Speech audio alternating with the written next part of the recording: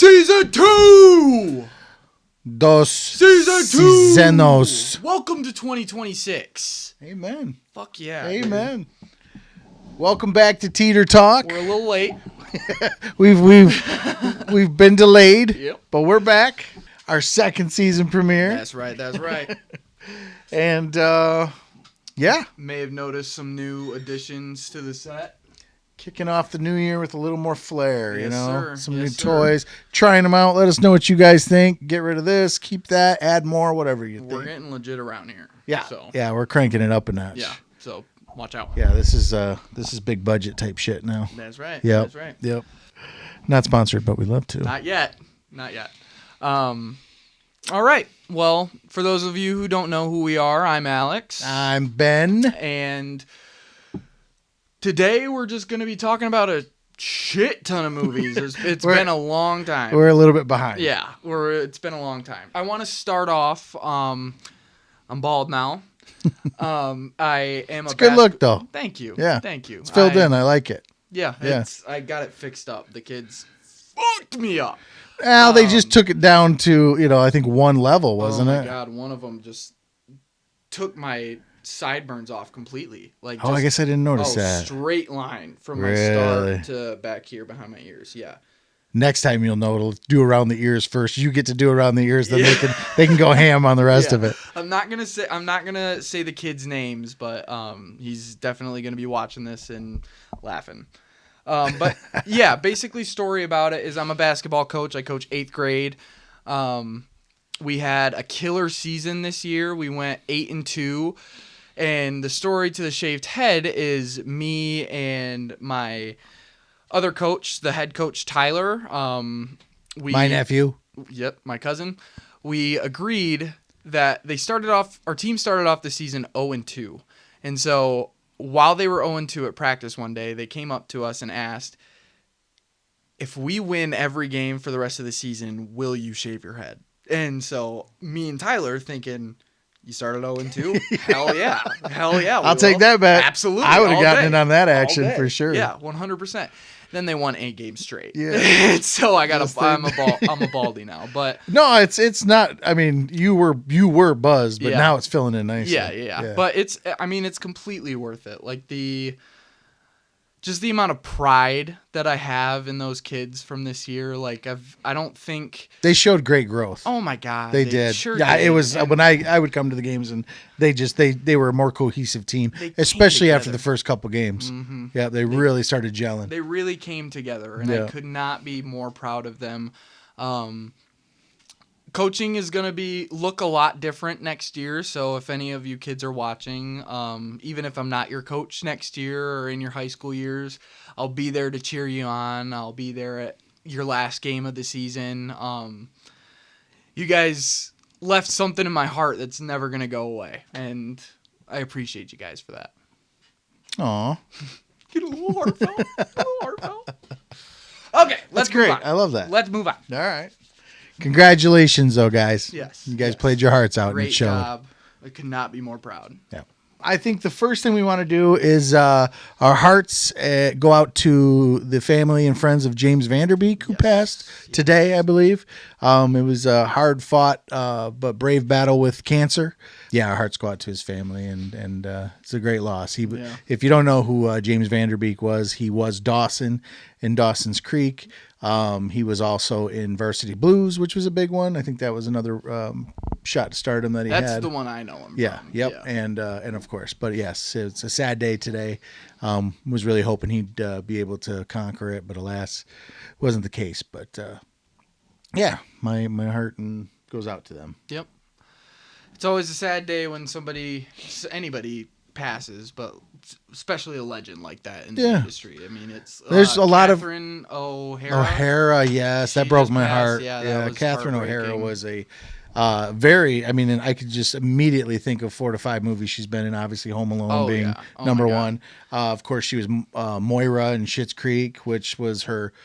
I mean, that is such a legendary performance. She was one thing that she just amazed me in the last couple years is The Last of Us season 2 when she was. Oh, I when forgot she was the about that. She therapist. what Killed it every time she was on yeah, screen. wow. I'm Every glad she was single able time. to be a part of that and really that was great. I forgot about that. Yeah, I love the dynamic that her and Macaulay Culkin had their entire lives. Yeah. Like in interviews, they're saying like she would say that every time she sees him, he comes up to her and he's just like, "Mommy." Yeah, and she'd be like, "Baby."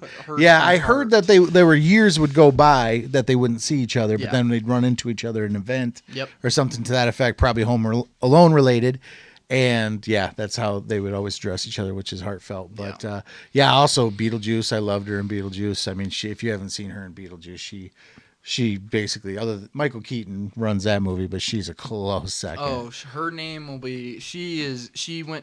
Is a living legend Absolutely. in the I couldn't industry. agree more. Yeah, like her name, her career is going to carry on into theaters for years to come. Like Yeah. she was just such a legend for the industry, and it's a very sad day that she's gone. Yeah, it's rest in peace, Catherine O'Hara.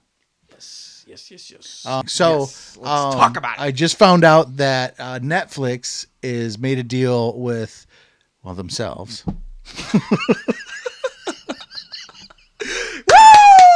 You're welcome. I'll be here all week, people. Anyhow, backtracking that. Netflix just announced that they will be airing Stranger Things: The First Shadow stage play. That's which is really cool. That's so cool. I've often wondered, what that was all about. And they actually have a synopsis here that I'll read. If you're not familiar with it, the stage play for Stranger Things, The First Shadow, follows a young Jim Hopper, Bob Newby's sister, and Joyce Maldonado. So, is that her last name? Holy shit. Maldonado, yeah. Joyce Maldonado just wants to graduate and get the hell out of town. When new student Henry Creel arrives, his family finds that a fresh start isn't so easy, and the shadows of the past have very, very long reach. Brought to life by multi-award winning creative team who take theatrical storytelling. This is all bullshit. Okay, but anyhow, that's exciting. That is exciting. I look forward to that. I watched the documentary of like the behind the scenes of the whole I caught part of it. Yeah. It's looks super interesting. So I'm super excited to actually be able to watch the performance because motherfucker ain't buying a ticket to Broadway. No, hell no. No, hell, I was just looking into tickets for Hamilton in Chicago. Oh jeez. I was like, what? Like, I got to pay that much money to have fucking nosebleeds? Like, well, fuck. I don't, if I'm going to go do that, I want to go big, and that's big money. Yeah. That's a fucking European vacation right there. Oh, yeah. So, yeah. I don't know if we'll be going to Hamilton anytime soon. I'm sorry. Well, since it's on topic, let's just do like our quick last thoughts on Stranger Things? Yeah. Okay. Yeah. So Stranger Things ended a fucking minute ago. Sorry, it's late. But yeah. I think it was the weakest season. Okay. Overall, like just as a storytelling, just let me redo that.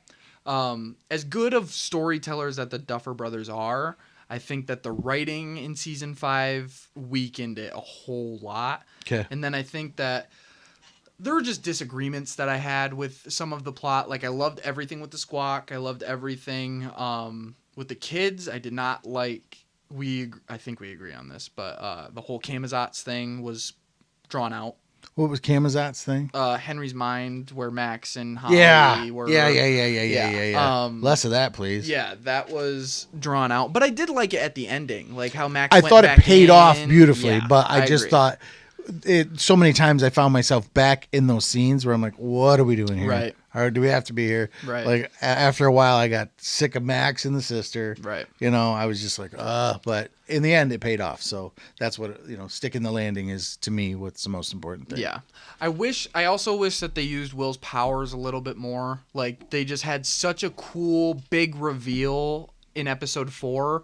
I don't think that episode 4 should have been the peak of his powers. Like I think that. Right. I agree with that. Yeah. I just think that I think he was underused when they went into the abyss, and like all he really did was read Vecna's mind and then snap his arm at the very end. Is that all he did? The rest of it was all L. Yeah, 100%. Elle got him onto the spike. The spike. Did she really? All by herself. Okay. All by herself. Yeah, it's been a minute. Yeah, and yeah, that was a problem for me too, just because it was like, where did Elle get this upgrade all of a sudden? Like, she was 2 episodes ago, she was struggling lifting a truck, and now she's flying at a kaiju. Jumping. Come on. Come on. Well, they hinted at the jumping in the beginning, obviously. And then they cut away, which I was pissed about, when she had the stepping stones, the like video game style stepping stones up into the. Yeah, but her training was jumping over a bus. I get like it. No. There was a 10-foot definite reach there. Yeah. You know, like a progression that seemed to skip a few steps. Yeah. But those islands were at least 50 to 100 feet apart. And I just wish they would. I mean, there was if you had shown that would have been cool. It would have been you could have made that scene. It would have been. And I think it was almost like maybe they did it and weren't happy with it when they filmed it or something with the way it looked. I don't know, but it seemed like such a missed opportunity to not include that in there. Yeah, but at the same time, like right after that, when you see her just hurl a boulder at the thing, and then you see her just standing there, and it's that far shot, like. I don't care if it's Elle. That's badass. Yeah, that looks badass. The Duffer Brothers are very talented at those like types of like hoorah moments. Oh, you know what I mean? Oh, the Avengers Infinity War, Thor on the battlefield, and Avengers Endgame, the portal scene. Yep. You know what I mean? They're good at that. Yeah. I look forward to seeing what movies they do in the future where they can implement that, because I think they really got a handle on it. It's very Spielbergian, because Spielberg's great at that, at like implementing something early, and then later in the movie it pays back, but it pays back in spades to where it gives you goosebumps. It makes you cheer, almost like the Richie scene in It, Welcome to Derry, where he flips off. Dude, 2025 was just one of those years where it's like I had a couple of projects that were on my radar and everything, but dude, like just the projects that I wasn't expecting. Nobody was expecting Welcome to Derry to do well. Well, we didn't have One Battle After Another on our list. That's true. At all. That is true. Like, our top notch stuff was all stuff that we didn't see coming. Yeah, 100%. Yeah, because I would say easily that Welcome to Derry was one of my favorite shows of last year. I agree, and I was almost out of it at one point. Yeah. Oh, I remember. Yeah, I remember it started off strong, then it kind of lulled for a minute. Lulled bad. Well, I was still on board with it, but you're right. We talked about the effects just being horrible. Yeah. Things like that. Really took you out of it. I got a little over. Like I thought that the kids from episode 1, were better actors than the main kids that they throughout the whole season. Mm-hmm. Like. After episode 2 and 3, I think I was really bummed that I wasn't going to see those kids again. The kids that died in the first episode, because I thought their acting was great. I thought that their chemistry worked really well together. I was like, I would love to watch these kids all season. Right.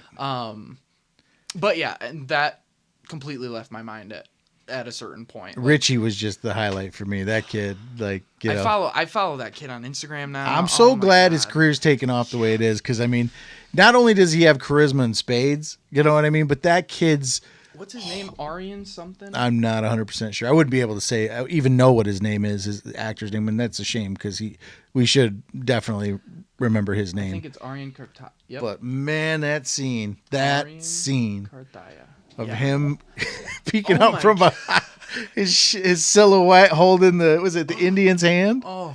Or who was it? Who was the other character? No, yeah, it was the guiding light that that Mr. What's his name from Halloran? Halloran. Yeah. Gotcha. That Mr. Dick Halloran was seeing, and yes, that's right. That was viewed as his guiding light, because when they were all in the army base that was on fire, that's when he saw him and started looking around the other spirits and everything like that. Yeah. God, what a scene. Yeah. In the last 10 years, I can't think of a scene that's made me like, you and I'm getting goosebumps talking. I know. About it. You and I were like emotional about it. We watched it together here. Do get emotional and we were just like hooting and hollering. I mean, it's hard. If you know what we're talking about, you obviously know. You probably were not unmoved by that scene. But like to the level of you and I, like we were at tears in our eyes. Flip him off! Give him the finger! As he's running, we're like, flip him off. And sure as shit, Richie fucking good. And the way he does it, like fuck, like truly, like fuck you, dude. It's just that I'm not scared of you anymore. Yeah. Like it's you didn't get me. Yeah. You didn't get me. You didn't. And That's it. You yeah. didn't get me. I wasn't scared of you. So like, you got nothing Yeah. on me now. And you're trying to get my motherfucker. friends. Fuck Yeah, you, dude. watch this shit. Here Watch I this am. shit. Yeah. Yeah. Oh, Fucking so loved moving. it. You're right. I got goosebumps right now on the back of my neck I know. just talking about it. It's so But it was, good. yeah, if you guys haven't watched, and it might not be your thing, horror might not be your thing, but if you like horror and you haven't watched it, Welcome to Derry, I can't recommend it enough. And the fact that they they connected it with Marge being Rich's mom and her naming Rich after Richie. Yeah. Oh, yeah. God. Oh my God. So someone's, yeah. So, I mean, I do- hats off to that crew. I did have one problem with them connecting that. Like, how did Richie's mom go through all of that and not warn her fucking kid? That's a good point. It's valid. You know?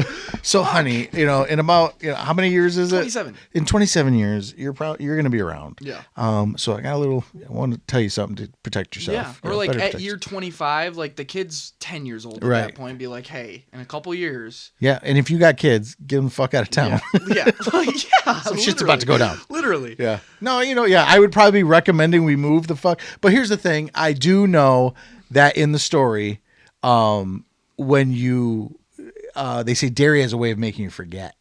So it like after, I do remember yeah, that, remember yeah. that? It just Yeah. like, especially with the continued presence of it. Even at the very end, didn't Will's parents decide overall to stay in Derry They did, after yeah, everything? to help Yeah. fight it with the, yeah. Great show. Great show. Great show. One of the Amazing. best of last year. Agreed. For sure. Agreed. Watch it if you haven't. Yep. So we're going to try a new segment called What You Been Watching, and where we basically ask each other what you've been watching. I have just finished up, I don't know if it's Pluribus or Pluribus. Pluribus. That show, holy shit. Yeah. Like, oh yeah, I know you haven't watched it yet. I highly recommend it. Uh-huh. I didn't really even have an idea of what it was about. Like I when I watch new shows and new movies, I try and know as little as possible, because that's what I did with like Paradise that I've suggested to you, and I've been doing that with a lot of shows recently, and I've been enjoying it more because it just brings the surprise out a whole lot more. Absolutely. And yeah, so I didn't watch any trailers or anything. I didn't read any bio about the show or anything. I just pressed play and went on from there. Did you know who was behind it? Yeah, Okay. yeah. I knew all the right. creators of Breaking Bad were created the entire show. And you can tell right from the beginning. Like the cinematography is very similar. Okay. They're both based in Albuquerque, New Mexico. Okay.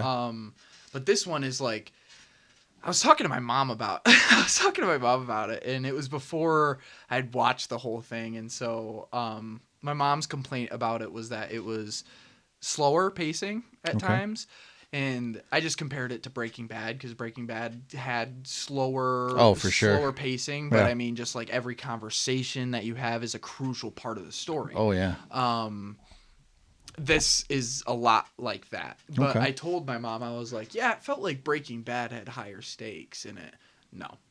Okay. Fuck no. Good to know. Good to know. I just started thinking about it. Like, I don't really want to tell you a whole lot. Yeah, about I'd it. rather go into it completely Yeah, blind. yeah. I haven't, I like feel I like told I've you, I already- haven't even been watching trailers. I feel like yet. I've already told you too much within the text. You did give me a messages. little, but I kind of already knew that hook. Kind of, you know what I mean? Yeah, I had no idea that Yeah. it was like end of the world type of Gotcha. stuff. I remember reading something about that and how it had thrown someone else for a loop. And Yeah. I was like, wow, that's okay.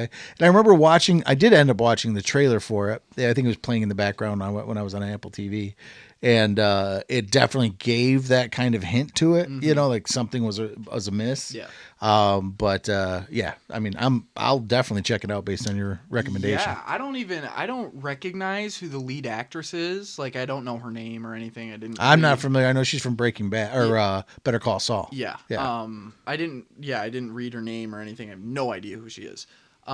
She really impressed me throughout the show. Like, Really? she was my obviously it's pretty basic to have the main character be your favorite character, but yeah, I mean, she's just the way she reacts to everything going on is just perfect. Like it would literally be like what anybody would be reacting to if you saw what was going on. She's like, okay, what the fuck's going on? Gotcha. Like she's testing the limits of what is happening, and it's so good. It's so good. Let's see. It is Rhea Seehorn. Rhea Seehorn. Rhea Seehorn. That's a new one, but yeah, she's on my radar now. Okay. Well, I'll definitely check it out. But what about you? What you been watching?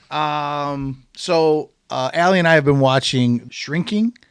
Ooh. It's on Apple TV. Okay. It's with Jason Segel and Harrison Ford. And Brett Goldstein actually is behind, who did Ted Lasso. He's Roy in Ted Lasso. No shit. He's in it too, but he executive produces it with Jason Segel, and it is one of the most charming shows I've ever seen. Really? Like, I am in love with it. It's such a great message. It's funnier than shit. Like the ensemble they have of these casts, I can't recommend it enough. Okay. So it's in its third season now. The third season just started. Yeah. Okay. And we binged it a while ago, the first 2 seasons, and it blew us both away. So when we ended, we wanted more, and then clearly season 3 just started. So I think we're 3 or 4 episodes in. New episode actually is tonight, premieres. No, I can't stream cheat. I wouldn't do that.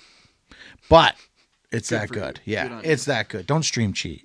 Don't stream cheat on your partner. Okay. Stream cheat's a real thing, you know.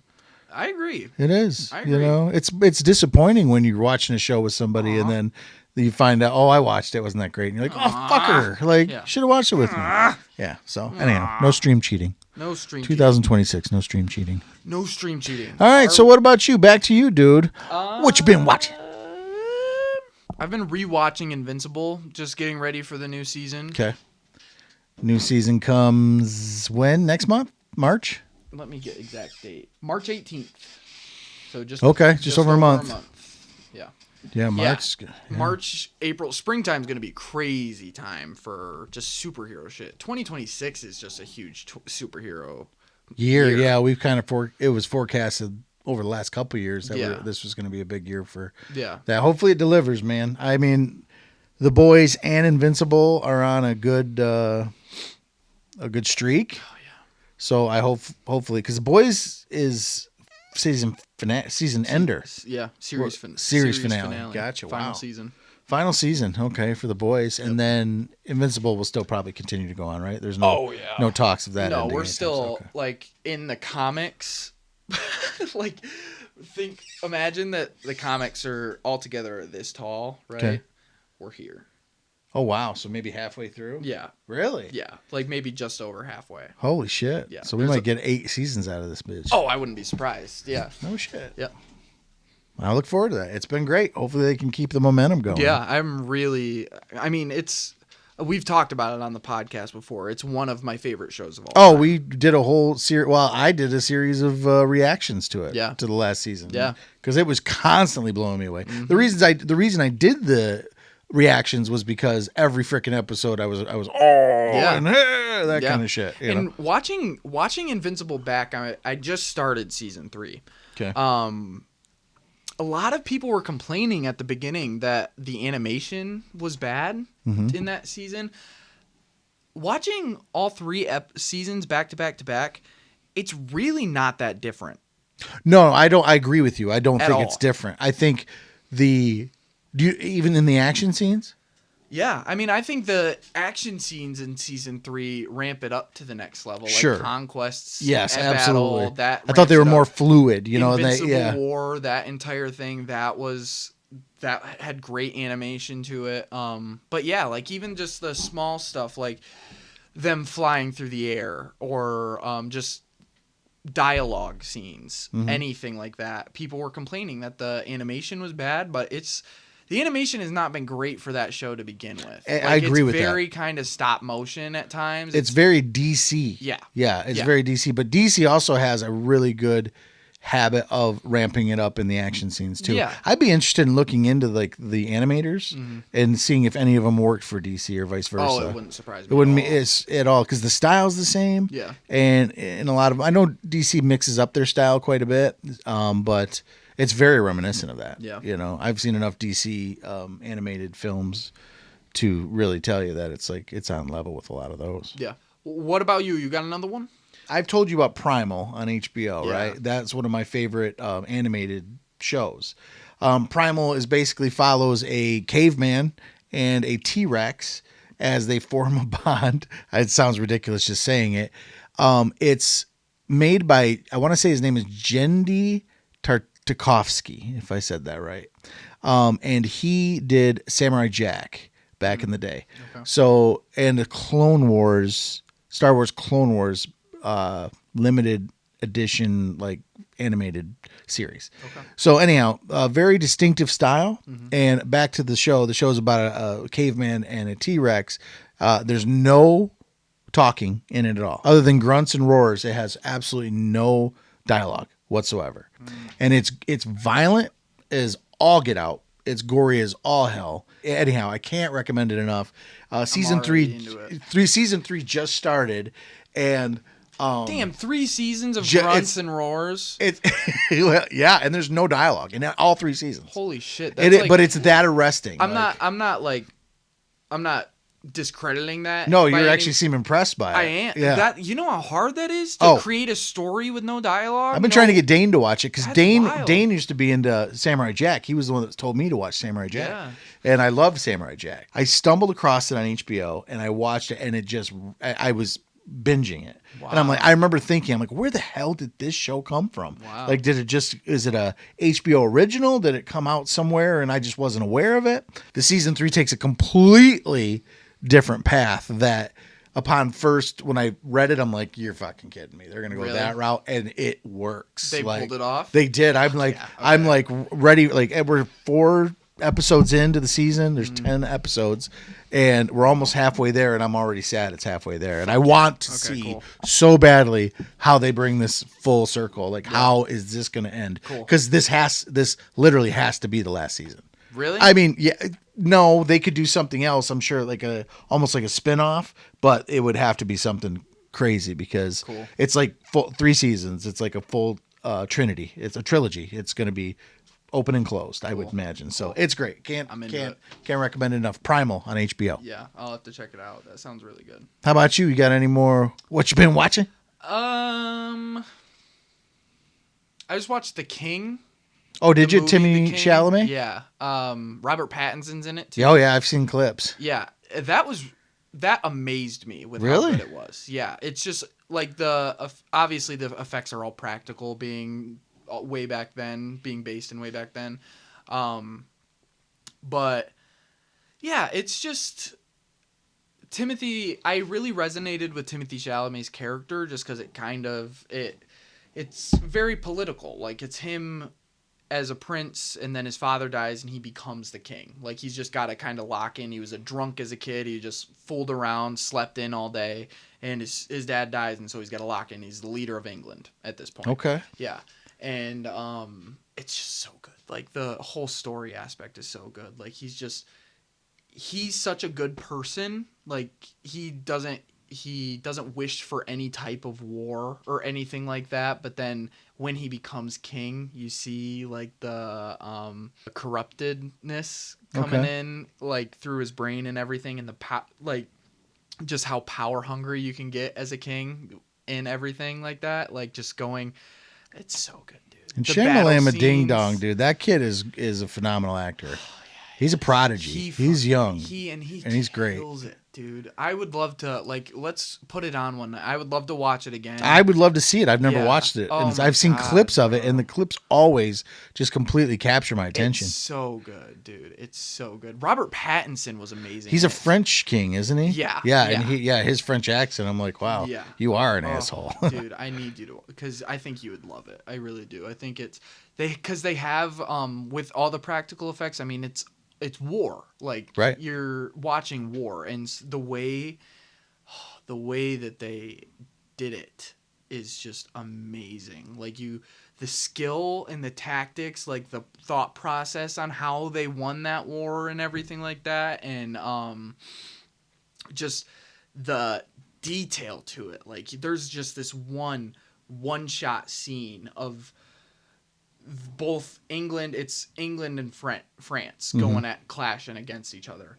and France just outnumbers the fuck out of them, right? It's all one shot of them just like clashing, two giant armies of people just running at each other, clashing together, and it just continues as they're fucking wailing on each other the entire hacking goddamn at each time. other, stabbing and hacking. Yeah, people getting knocked down on the floor, and it's so congested that they're like suffocating down and getting stomped on. Yeah, and everything. fucking heads kicked around. Oh my god, dude! Just the realism to that movie and the overall message. I'll watch it. So Shit, good. yeah. So good. Yeah, we'll do like a movie like marathon day or something Yeah, like that. Just yeah. put a bunch of like one that I haven't seen, one that you've seen. You've still got to watch True Romance. I'm telling gotta you. watch You that. got to watch that. Yeah. I think you'll love it. And then I got one more. Okay. One more show I've been watching that I absolutely love. I think it's 4 episodes in as well, is the new Game of Thrones. Night of the Seven Kingdoms. Yeah? So good. Really? And Okay, better cool. than it has any right to be. And it's more lighthearted. Like, I know that like that sounds taboo in the world of Game of Thrones. Yeah. It's lighthearted. Like, I mean, it's just I can't recommend it enough. I was on episode 4, I believe, and there was a scene in there, and I want to say it's right around the 29-minute, 30-minute mark that moved me so much that I sat there and thought the way it was composed, the way it was executed was one of the most beautiful things I had seen on TV. Really? Watch it. I can't recommend it enough. Game of Thrones, Night of the Seven Kingdoms. Great show. We got to do this segment more. I love it. I know. I Me love too. this. Yeah, stuff we both haven't seen. Yeah, absolutely. So get a chance, watch it. If you haven't seen it out there, or if you know what I'm talking about, how fucking great the show is, comment below. There's I'm just gonna so many watch it. great things about it. But that's it for me for my what you've been watching. Okay. All right. So next up, we're gonna be just going over the next Marvel release. Wonder Man just came out the past few weeks. All released in one full project instead of weekly, which I wasn't a huge fan of. But overall, I thought the show was pretty damn good. I did too. Yeah. I don't mind it when they drop it like that. No? No, I mean, I think it builds anticipation, like we've had this discussion before. Yeah. But at the same time, like when you drop something like Wonder Man, I think it's probably best to drop it all at one time, because I don't know if weekly I would have hung in there as much as, or look forward to it as much, because I don't know. I think they did a good thing with dropping it all at the same time. I think with the weekly releases, I would have appreciated Trevor and Simon more, I feel like. Possibly, yeah. But I do think that, like, if the Doorman episode came up, like, if I was waiting for that Probably Doorman would've lost episode, me. yeah. Probably would have lost me. But yeah, overall, Wonder Man was good. Like, It it really was. A lot it's- better than I expected it to Yeah, be. yeah. It's not anything that you're expecting from Marvel. It's a very unique story. It doesn't really have a whole lot of action in it. No. But, Yeah.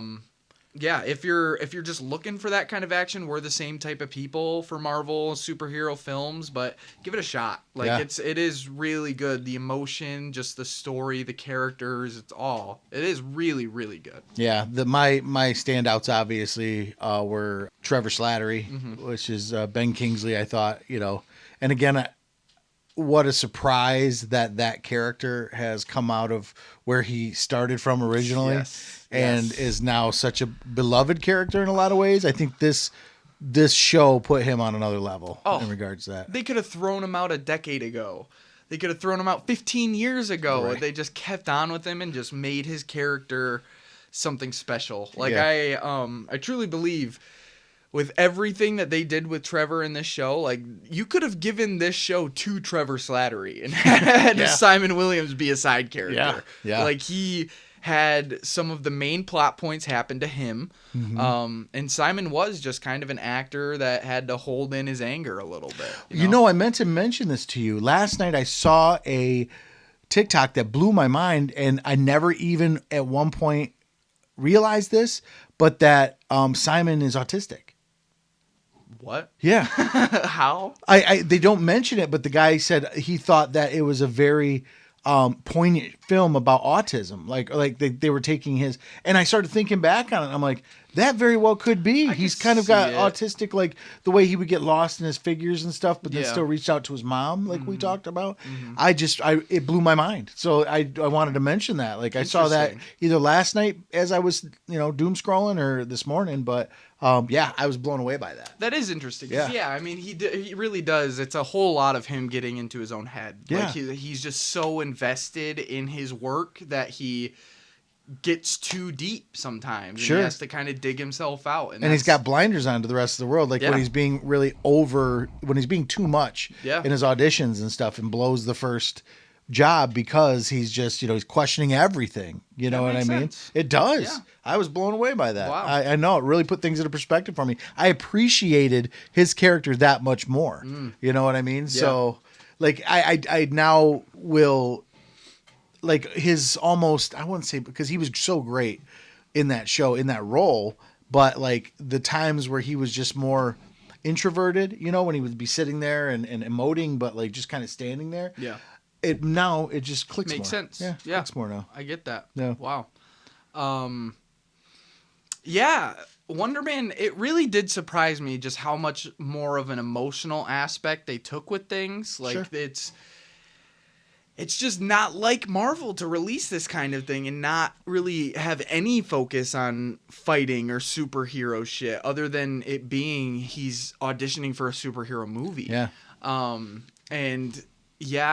just think that some of the dialogue in that show is some of the most heartfelt, touching dialogue we've had in the MCU, like the conversation between Simon's mom and Trevor. Yeah, that was a highlight for sure. Yeah, where she's just like, I never thought that he felt how alone he was. I thought he had his movies and I thought he was good with that, but he felt it. Yeah. Like that's just, and then when Trevor said, you are not your condition. Yes. Your condition is everything.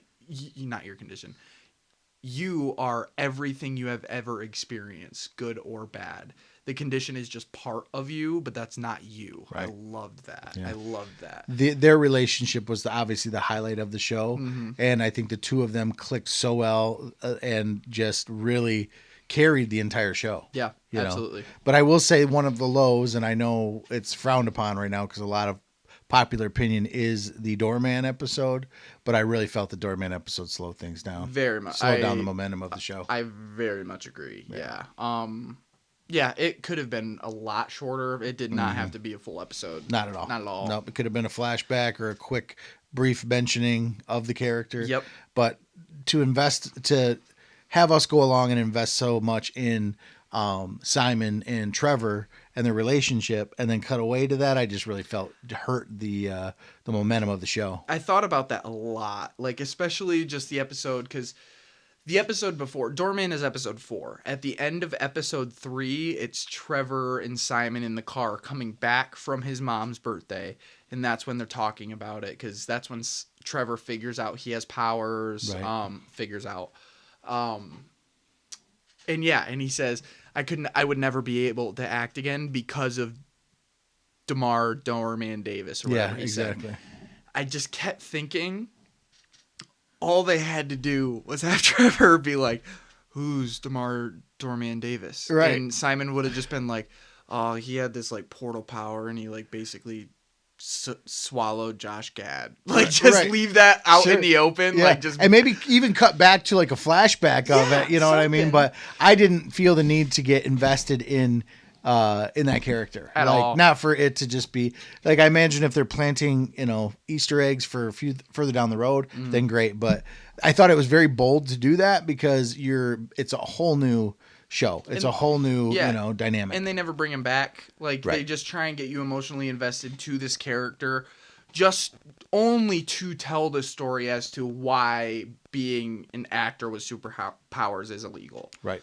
And which, yeah, exactly. That's the catalyst that one of the biggest things he faces is he wants to be obviously not known for having superpowers because it's illegal. And it was a big part of that show, Superhuman being actors, like being legal, that was a big portion of the show, but Right. the explanation of that did not need to be a whole episode. I agree. Absolutely. Yeah. I agree.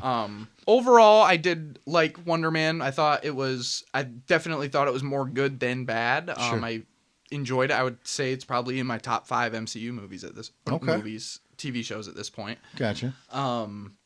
But yeah, the only problem with it is it's almost reliant on a season 2, like with his superpowers and him figuring them out at the end. It just obviously that scene looked so cool with how his powers looked, and it left you wanting more. I thought the effect of his powers was something, I just thought it was really visually well done. I think, I personally think that his powers might be one of the coolest I've seen in the MCU. Hopefully we do get a season 2 and they really go into it. I mean, you'd almost have to with the way they wrap it up, but yeah. But they've only had one other Marvel show with a season 2 attached to it. And that's Loki. Right. Wait, no. Daredevil Born Again's getting a season 2. Yeah, that's all but wrapped pretty much at this point. It just needs to be released next month? Next month, yeah. Okay. So Loki and Daredevil have a season 2. So hopefully, maybe.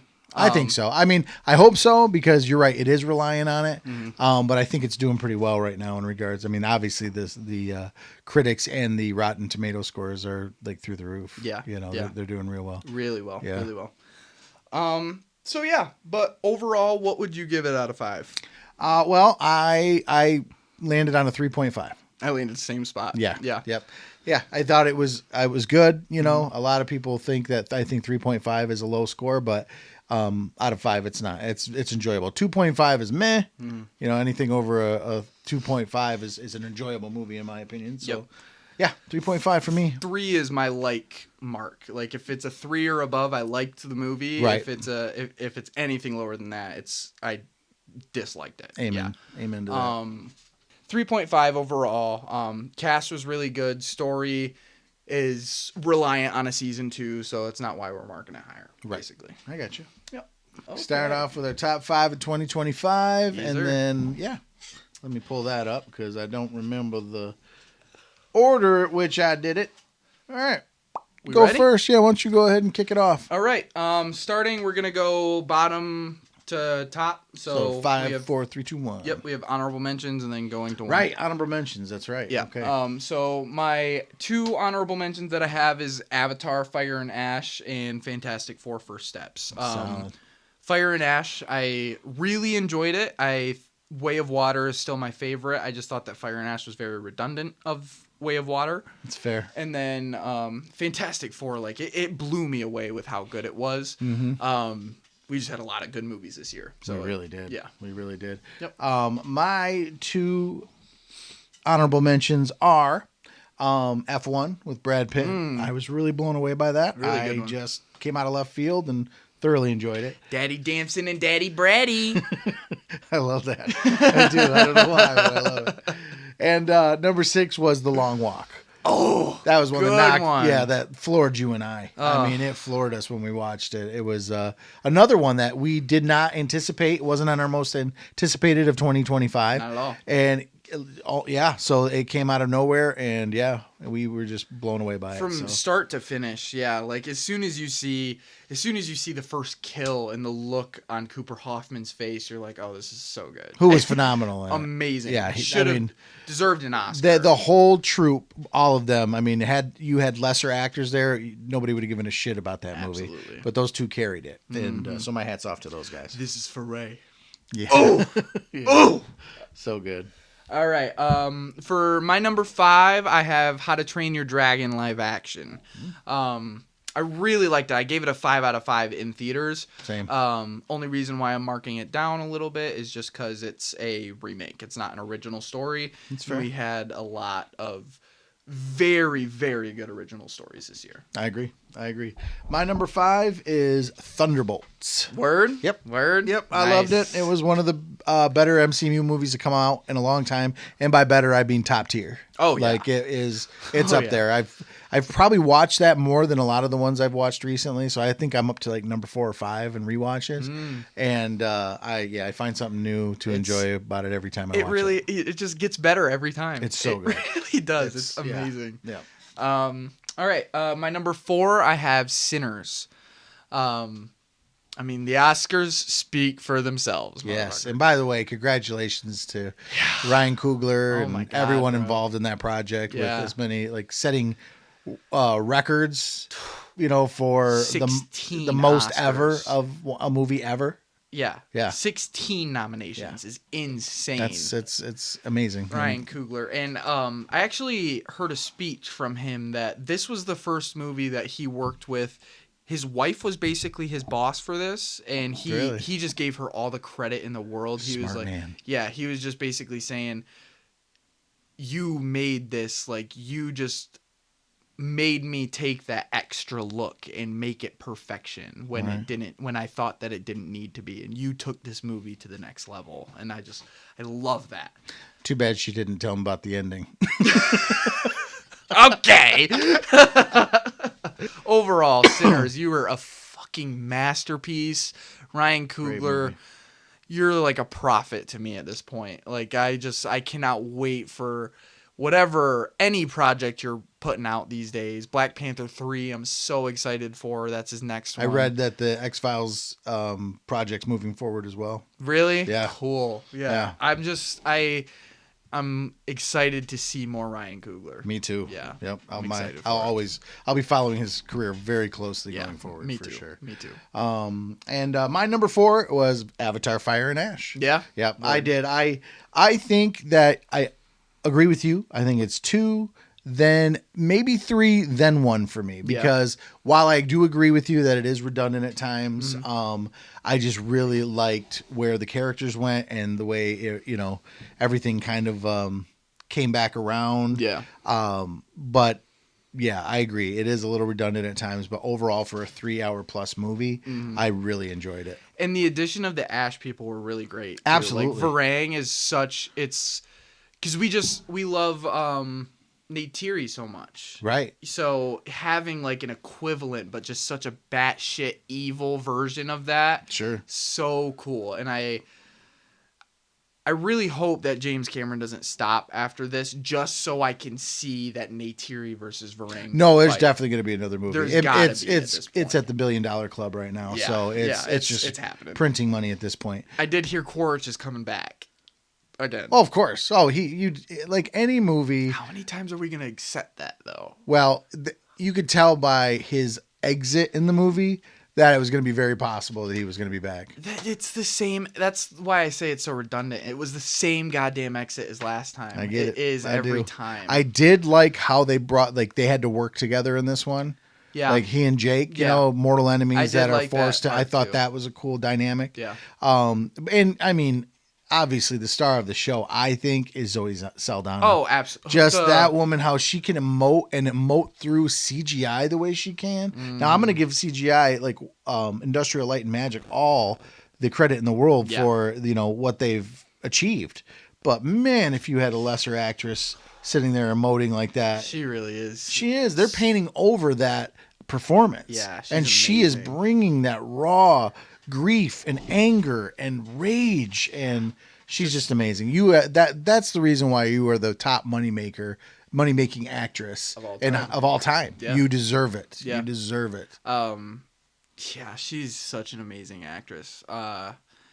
Just the mental torment that she was able to portray in that movie, from losing her kid and just having such a hatred for humanity that this kid that she's raised, basically, she even has hatred for him when he has done nothing wrong. He just wears human skin. Yes. And she just hates him. And I love that aspect of it. Like that part of the story, that dynamic. Yep. Like that's where I think James Cameron really excels, is he's great at putting spectacle on the screen, but he puts a good amount of heart into it as well, and that's what you need. Like, there's got to be heart in it, or you can flash whatever. The CGI can be like flawless, but if you don't have heart at your center, then it's all for naught. Like that one scene where Jake and her are talking, and he's like, "I'm half human. Do you have hatred for me?" Exactly. Oh, within the first 10 minutes, I think that scene is, and it just sets the tone for the entire movie. Yeah, and she basically says yes. Yeah, like my she children. admits to it. Like, I hate the human part of my husband and my children. Yes, she admits that. Yeah, she doesn't. Crazy. Yeah.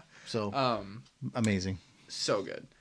What are we on? Number 3? Number 3. All right, my number 3. I have Weapons. Yes. Oh my freaking god! Got the Oscar. Amy Madigan, you're a fucking boss ass bitch. Holy shit! A bab. Yeah, seriously. Oh my god. I think the only problem I had with that movie was the AK over it. Yeah. Everything else, I just thought was brilliantly done. Yeah, just the slight nuances in the way that they were able to combine all of these characters and make a 2-hour film that ended up having 7 different main characters and making it work in that way. Sure. And not having any overlap or continuity errors or anything like that. That's just brilliant. And the fact that that was his second movie he's ever made, I am so excited to see what he does next. Absolutely. I cannot wait. Yeah. Cannot wait. Well, then you would be surprised to know that my number 3 is also Weapons. Word? Yes, sir. Word? Yes, sir. Okay. We went and saw it together. We were both blown away by it. So good. One of the first movies in forever. And I'm a horror aficionado, so, this movie made me squirm in my seat. Yeah. It did. And I can't tell you the last time I squirmed in my seat the way this did. Made you feel almost uncomfortable in your own skin. Yes. Yeah. Yes. I think Evil Dead Rise, I squirmed a little bit at times, but Yeah. that's the recent memory. Right. But I can't say enough great things about So Weapons. good. It deserves the Oscar nod. Mm-hmm. It deserves everything. Absolutely. You know what I mean? Yeah. Yeah. That'll go down in history. So good. Yeah. So good. For my number 2, I have Thunderbolts. Nice. Yeah. I had a feeling ours were going to be pretty similar. Yeah. Marvel, I'm a bitch for Marvel. And then you come in and you bring Florence Pugh and David Harbour in there, and you give me the most heartfelt scene of all time. And then you give this badass Sentry and just all of these misfits that nobody gave a shit about. And then you put them in a movie together for 2 hours, and by the end of it, you love every single one of them. Sure. Oh my god, it's just so good. I cannot wait. And what's the director's name? Jake Schreier? That did Thunderbolts? Thunderbolts, I do believe.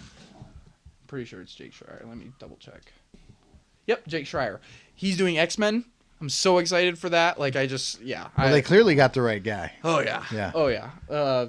Every time I watch it, it's just something, like you said, something better about it. Yeah. It just makes you like it even more. It's so good. So good. So good. So good.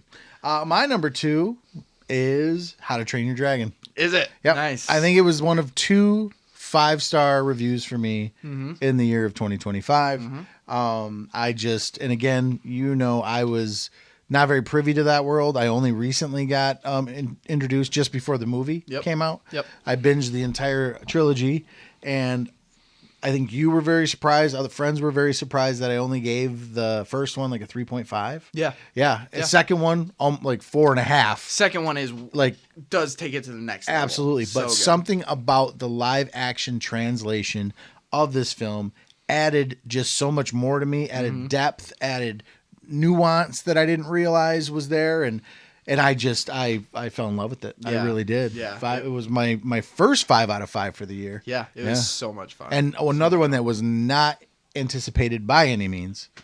Number 1 of the year. I'm pretty damn sure we both got the same one, but my number 1 is One Battle After Another. Yes, sir. Yes, sir. Paul Thomas Anderson kills it again.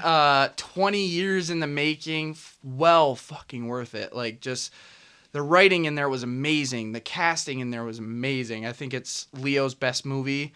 I would say it's pretty damn close. Chase Infinity's debut movie. Fucking crazy. Blew the doors off. Oh my god. Just everything about that. The paranoia of Leo DiCaprio is that was so brilliant. So brilliant to have it include in this aspect of that story. Oh, he did it perfectly. He was amazing, and to this day, I've only recently watched it a second time, and to this day, my favorite, other than him falling out of the tree, my favorite, or him falling off the roof, basically, my favorite scene is him following Benicio del Toro throughout that building, trying to find a fucking charger to charge his phone. Yes. Like, you almost miss it because he's in the rear. Like, Benicio's the one commanding the scene, telling people to get coordinated, and Leo's following him, just trying to find a fucking outlet for his fucking phone. And I was dying. I loved it. I loved everything about that movie. Sean Penn, every aspect of it. The entire sequence from when Leo gets the phone call that Sean Penn's character is in town and like going after him. Oh yeah. Up to that point, and then basically up to the point where he gets put in jail or he gets tasered and sent to the hospital. Just that entire sequence is so fucking funny when it goes to him being like he gets the phone call and he's like, all right, don't get fucking paranoid. And he hits that post. That was so good. And then he just falls off the fucking roof. And as soon as he gets put in the back of the cop car, sir, what's your name? Batman. It's so good. So good. He's amazing. Oh, what he is the actor of our generation. He is truly. Yeah. Truly. Yeah. But yeah, number one battle after another. What a great movie. So good. What a great movie to finish the year. And that is our top 5 of 2025. Yes, sir. Yes, sir. So next up is going to be our most anticipated of 2025. Mm-hmm. And we've got a few of them that we're really looking forward to. And I'm just right now predicting that we're going to be very much in line with what is coming out because we both are in love with superhero films, and this looks like it's going to be the year. 2026 is going to be the year of superhero. Films coming out. Yes. So films, TV shows. I think there was a counted total of like 16 different superhero projects. Crazy. But I'm looking forward to almost all of them. Yeah. You know what I mean? So I'm part of the problem, and I'm happy to be. I do not care. So for my honorable mentions, I have Supergirl and Disclosure Day. Okay.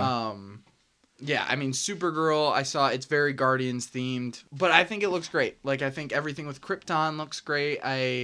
I'm just excited. I've become a fan of Millie Alcock over the past year or so, and so I'm excited to see what she has to offer. She's very, very talented. I think I'll definitely be at the theater to see Supergirl for sure. Absolutely. Yeah. All right, my honorable mentions. I only really have one, and that is going to be Zach Krieger's Resident Evil. Good one. Yeah, I'm obviously a huge fan of Zach Krieger. I'm a fan of the Resident Evil franchise. The Mila Jovovich movies are guilty pleasures for me. Plus, I love playing the games. So I'm looking forward to it. I really am. I'm looking forward to seeing what Zach Krieger can do with that IP. I remember you telling me that Zach Krieger's next project was I think it's one of our clips. Are you fucking kidding me? Yeah. That's amazing. Yeah. I cannot wait for that. Yeah. That's going to be amazing. Yeah. I'm really looking forward to it. Yeah. All right, going into number 5. My number 5 is The Legend of Aang, The Last Airbender. Nice. Yes, I'm so excited for that. We've waited, 20 years to see these characters way again? Too long. And now they're 20 years older, so they're fucking badass. Yes. Oh, I can't wait. I'd have it probably higher on my list. We just have like a fucking stacked list of movies. Oh, absolutely. And it's not coming out in theaters anymore. Right.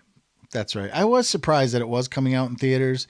And then, it makes sense that they put it straight to streaming, but I would love to see it on a big screen. Yeah. I was looking forward to that, to really go in the theatrical experience. Yes, absolutely. Yeah. Well, that's unfortunate. Yeah. My number 5 is the Odyssey. Oh, yeah? Yeah. Nice. Yeah, okay. Obviously, we're Christopher Nolan fans.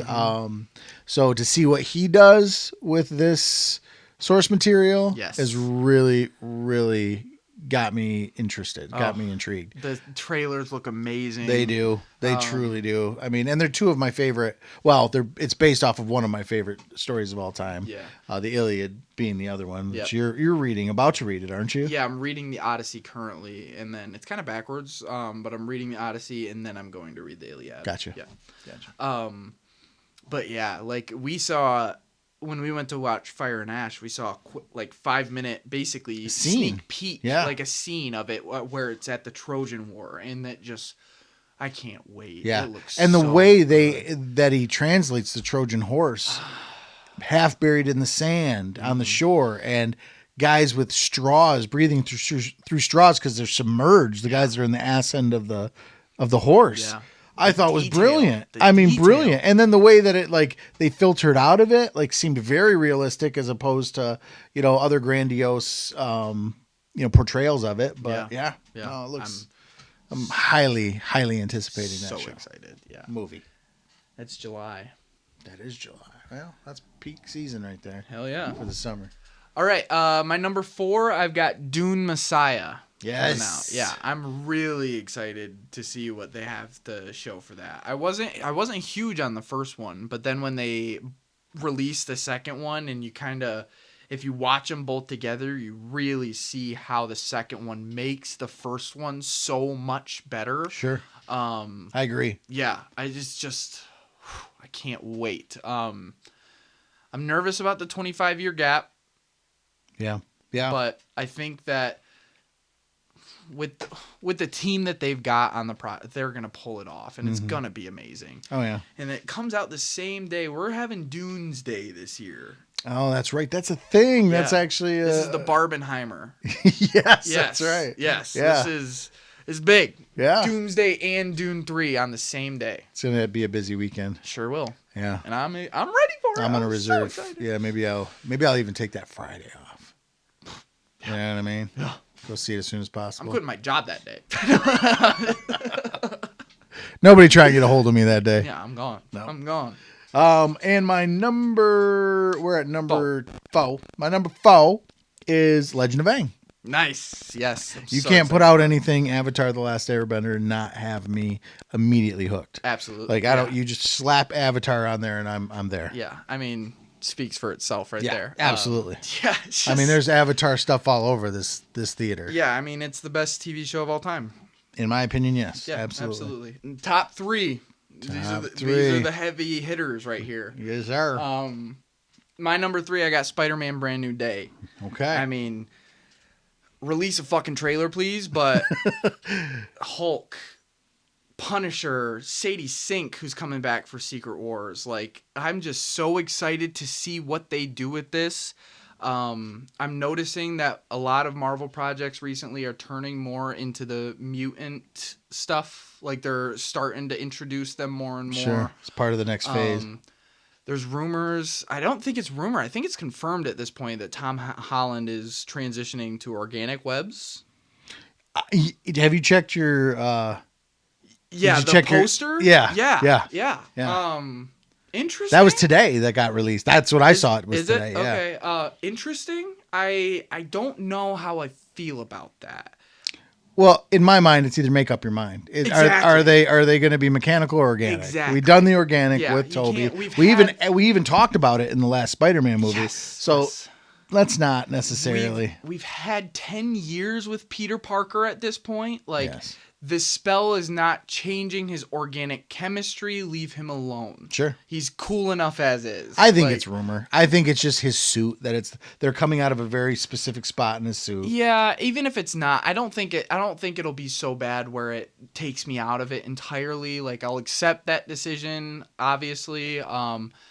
I just think that it's kind of a waste of time to even have to deal with that. Yeah. Like, just keep him having the devices. I agree. Yeah. Unless they have some kind of really creative way of doing it, then Yeah. do it. But other than that, you're right. It's a wasted opportunity. Yeah, exactly. Or lack thereof. Yep. All right. My number 3 is Dune Messiah. Is it? Absolutely. Okay. Anything Denis Villeneuve makes, I am there for. Yeah. The man is an artist. Mm-hmm. Even in grimy movies like Sicario and Sicario Day of the Soldado. Soldado. I think Soldado. Yeah, okay. Yeah. There we go. Yeah. So with Sicario Day of the Soldado, just everything he does is top tier. Yeah. It just is. The man can't help but film greatness. And the cast he's got with him too. Well, everybody wants to work with that fucking guy. Wait, did Josh Brolin die? No, I don't believe he think died so. in the last one. Yeah, no. I don't think he did No. either. So they got Josh Brolin, Timothy Chalamet. Fuck, he's like what, 30?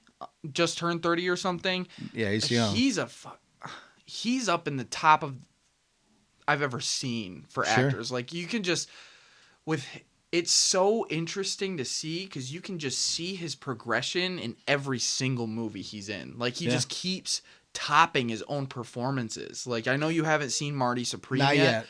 Oh my god. It's coming soon. Like I mean, I am days away from watching that movie. Yeah, that now movie, that it's streaming. That movie, it's for a particular audience for sure. The Safdie brothers, both of them, they did Uncut Gems. They have a real particular way of making their movies. It's very New York. It's very chaotic. Okay. So yeah, like a lot of people like Alex from Escape Pod said that it was unwatchable out of 10 because he just can't deal with that kind of chaos in a movie. Oh, gotcha. But I just think that with the stakes that were a part of this movie, I think the chaos in it fits so well and just makes it so much better and makes Timothy's performance so much better.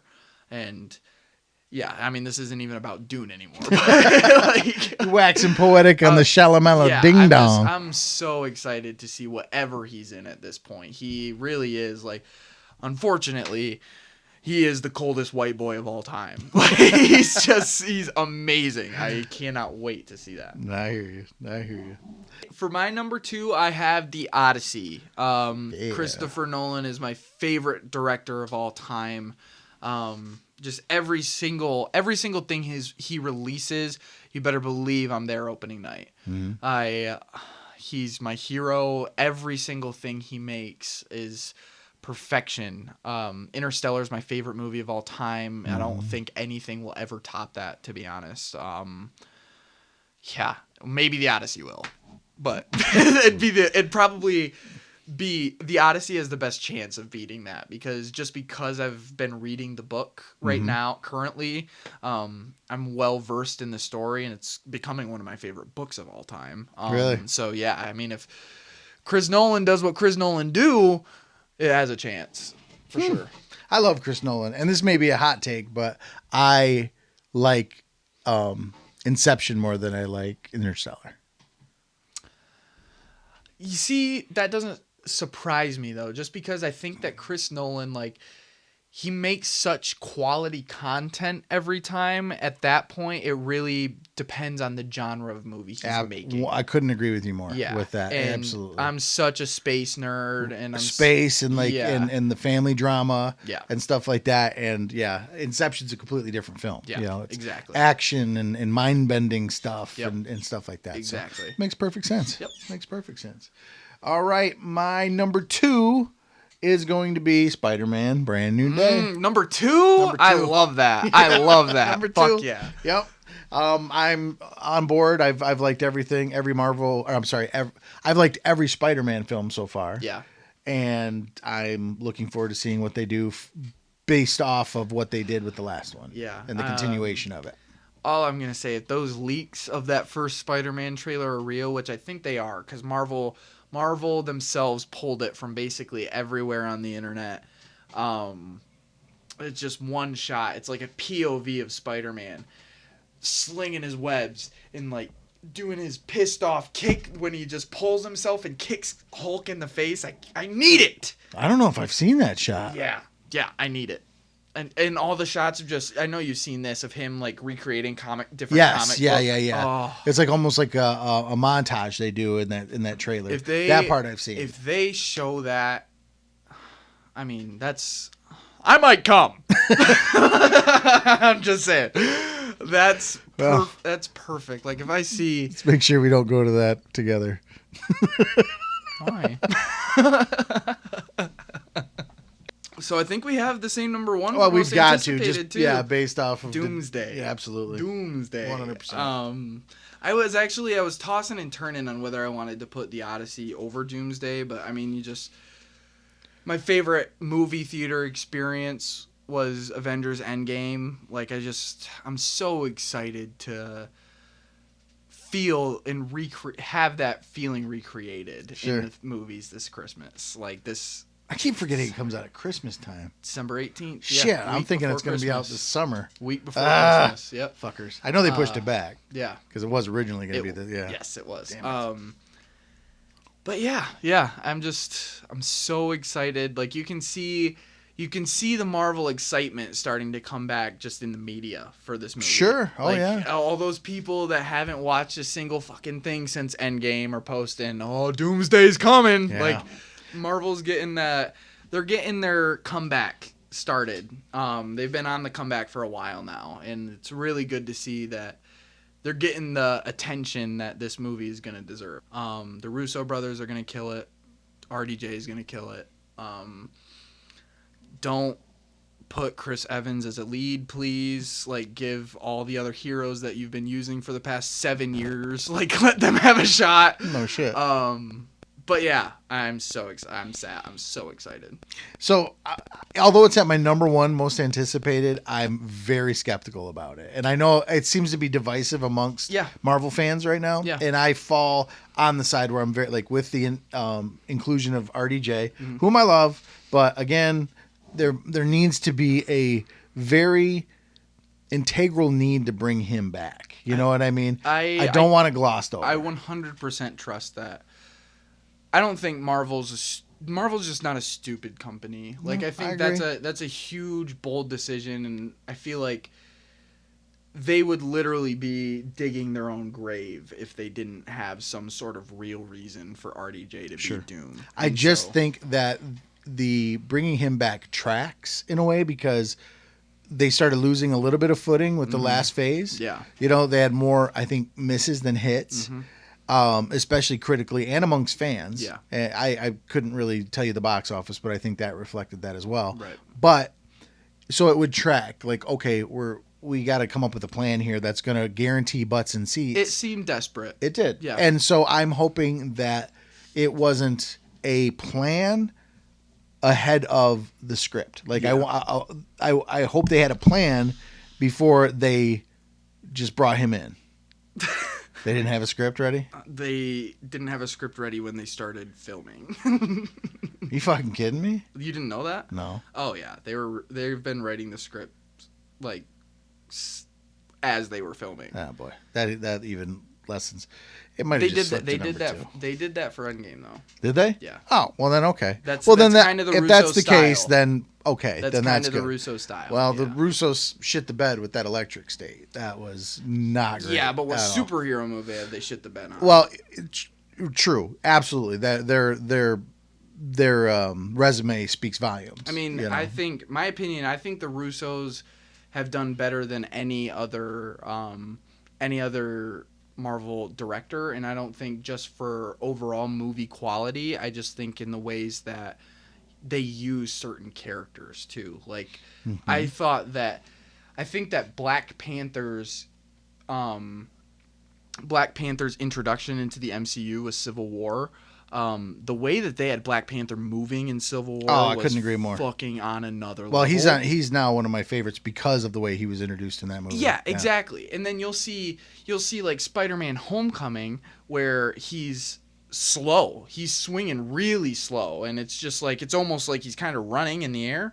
But then you give Spider-Man to the Russos, and he's flipping fucking Cap shield at other people and kicking ass. Yeah, like I just think the Russos have given us the best Spider-Man we've ever seen, the best Black Panther we've ever seen, arguably the best Wanda we've ever seen before WandaVision came out. I disagree with Spider-Man. I think Really? Raimi has it down. Raimi's kinetic film style lent itself to Spider-Man in the way he moved and the way, like the first trailer that ever got released, this is way before you were born, but the first trailer that was ever released for Spider-Man, so the first time anybody saw, other than a 70s show, a live action Spider-Man was a quick trailer that never made it. The footage itself never made it into the movie. It was where bank robbers rob a bank, go up to the roof, take off in a helicopter, and then as they're making it out of town, their helicopter gets stopped, and all of a sudden they're like, "What the hell?" And they're caught in a web. And the next shot is Spider-Man just looking like the reflection in his eye, and then it's a shot of him swinging like just off camera, and it was like you got chills from it. And I thought Spider-Man 1 was great, but Spider-Man 2 is really, I mean, in my opinion, one of the best superhero movies of all time. Yeah. And he killed it. The way he would launch through like grates and bridges, like he just get super like small and shoot through those and then come out, and he's like, you know, like it was, in my opinion, never been rivaled. You see, I have to disagree, just because those movies, although they are great, and at that time it was nothing you'd ever seen before, we have seen more stuff now. Sure. And we have seen, like, We've had a few more movies of him exactly, like we've had Andrew Garfield swinging around, and that's the best Spider-Man swinging I've ever seen. Other than I gotta go back and revisit those because other than Spider-Verse. It's been years since I watched the those. way he's moving in that, like, and they incorporate him, like, there's just this one scene when he's going against the lizard, and he like starts crawling like a spider around him to web him up. Beautiful. But yeah, I think that the Russos just perfected Spider-Man in such a way that, like, even the quick-witted comments that he makes against the fight. Yeah, I agree with you there. Yeah, when he flings back, I don't think it was Cap Shield when he's going against Falcon and Bucky in the airport, but just the quick little, "Hey buddy, I think you lost this." Boom! Like, that's so funny. You're right. That is quintessential Spider-Man.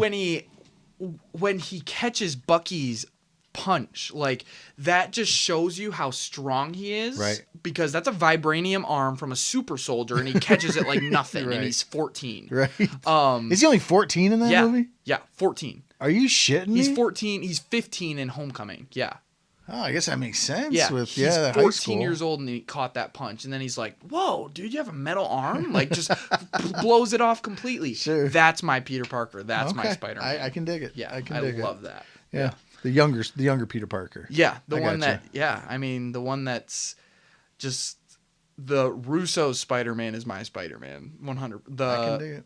The dialogue that they give him, like even the dialogue that they just made the dialogue perfect between him and Tony in the Avengers movies. Like, oh, sure. I 100% agree with that. Yeah, doing the pop culture references and everything. Just masterful. I'll give you that. Yeah. I mean, I won't say it's the best in my opinion, but like I said. Well, you're wrong. Well, that's okay. You're wrong. That's all right. But, yeah. All right. Sam Raimi's I I think think that's about it, man. Yeah. I think that's it. All right. Our first episode of the second season is a wrap, ladies and gentlemen. Welcome to season 2. We've got indeed a lot of shit coming this year. It's gonna be a big year. Yeah, huge year. Just not even just in movies in general, like just for us. Like, there's a lot of things that could possibly be in the works for us this year. Yeah. And I'm excited to see where we'll be at by the end of this year. Oh, it's gonna be a crazy ride. I can't wait. Just not really going to talk about much right now because nothing's confirmed yet. No, exactly. But just keep a look. Things progress. Keep a lookout. We're really trying to do more engagement with the audience and with the people this year, and trying to more make content. Yeah, exactly. And we're just trying to be more interactive and be more active in general. And so I'm really excited to continue doing this and grow this as much as we can. Absolutely. 100%. Well, we want to thank you for joining us again on Teeter Talk. Follow us on all of our socials on Instagram, TikTok, YouTube. What's the other one? Spotify, and Letterboxd. Boom. There you go. Good. You got to follow us on Letterboxd. Good plug. Yep, good right plug. down here below. We'll list all of our handles. Give us a like, give us a follow, give us some comments. Agree with us, disagree with us, whatever you want to do. What is your most anticipated movie of 2026? There you go. What are you most excited to see? What is something that you have no interest in at all? Yeah. Let us know. Absolutely. All right. Well, with that being said, we will see you next time. We will see you this time, or we will see you at another time. Latest in the menu. Love it.